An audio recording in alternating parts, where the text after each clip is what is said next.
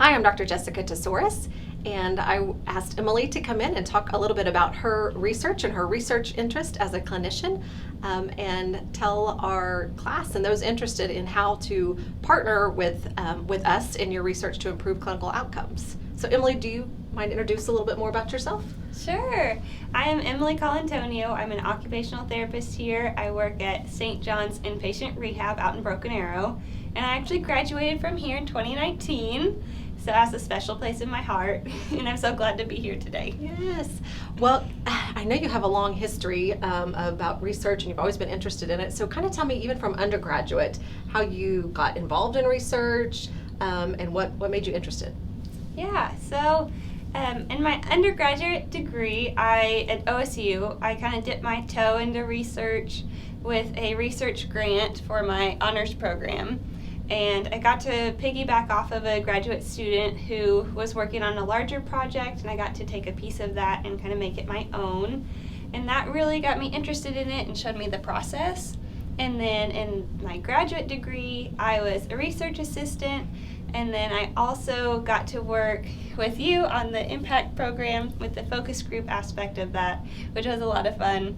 And that what showed the more OT side of things, how we can, as therapists, be working in the field and helping our patients and members of our community. So I thought that was really interesting. And all of that built up to me being a clinician and working when we were in COVID. And we had all these patients who had all kinds of symptoms and issues from being in the hospital for so long and from COVID, and we didn't have the research to back up our interventions because it was something we had never done before. You know, we had the framework, but specifically for COVID, there wasn't a whole lot. Right.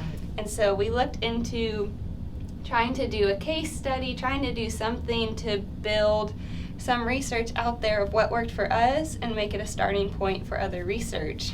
And through a series of events, by the time we kind of got the ball rolling, we weren't having as many patients and it wasn't as feasible at the time. But that opened the door to now my boss knew that I was interested in research, and it made me continue to be thinking, well, what can we do instead? And I happen to be a co-champion for our hip fracture certification through Joint Commission at our hospital. And it came up when I was looking through research to support our program, realized there was a real deficit. Mm-hmm. And so in our research that we're doing now, we're looking at what factors impact going home for patients with a femur fracture.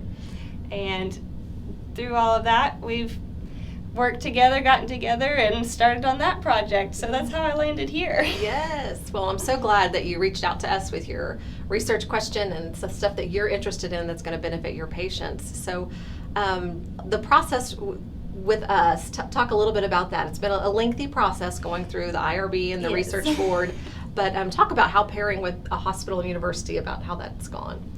Well, it was actually a lot smoother than I had thought, even though it was a long process. I proposed the idea to my boss, and she was very on board. So then I brought it to you and said, can you help me with this? Because it's a little bit daunting just as a therapist knowing what to do next. So it was great to partner with OU because they were able to guide the parts of it that I wasn't as familiar with. And I was able to come with the idea, and we were able to shape it into something that could really be useful.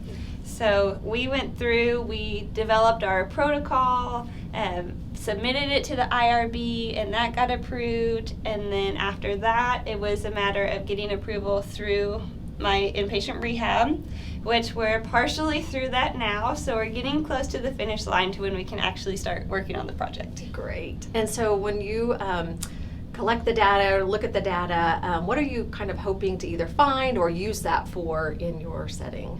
Yeah, so we're looking to see what factors contribute to our patients going home who have a hip fracture.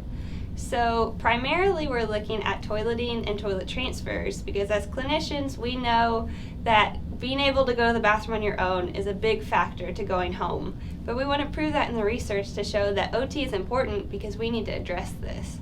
We also want to see what other factors, we're using the ICF model to really look at the whole person and see what parts, what aspects make it to where someone's more likely to go home or more likely to go to a facility, and what we can maybe guide us to what we can do about that to address it so that more of our patients are going home versus a facility. It's also really beneficial because Medicare is really pushing patients going home, which is what we're all on board for.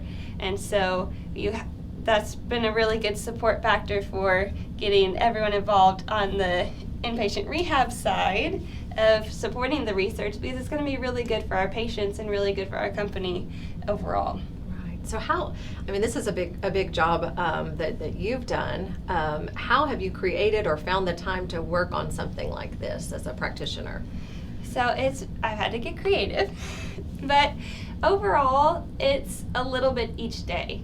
There have been a few pushes where I've just holed up in a coffee shop for a few hours and really knocked some things out.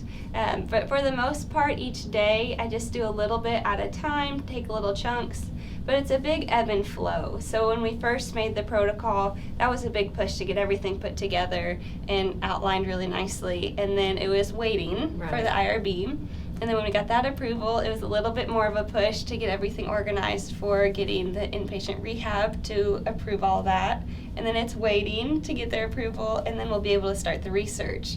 So it's a lot of back and forth of you do a lot at once and then just do a few little things throughout, and then ebbs and flows. So I haven't really felt overwhelmed doing it because there's been that balance, so you get a break here and there. Right. And there's no deadlines. It's not like when you're in school and you have to have something due by a specific time. So if life happens, there's no pressure to get something done by a certain time.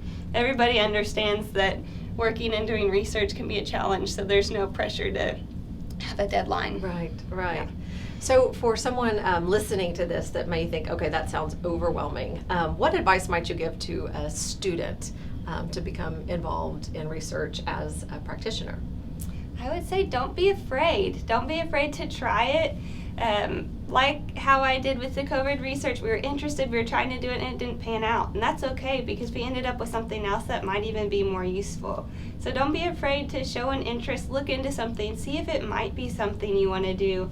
Talk with your boss, talk with your professors at OU, and just see if that's a feasible option, because I found that I really had the support to get it done, and it wasn't as hard as I thought it would be. Still hard, but not as bad as I thought it would be. Well, that's great. Thank you for your time today, and thank you for your curiosity, which brought us together in getting the quest for these answers. And I think it's going to improve patient outcomes. It could possibly improve finances too. When you think about somebody going home sooner and doing that intervention, that can improve that person's life. So, thank you for your time today. Thank you so much for having me.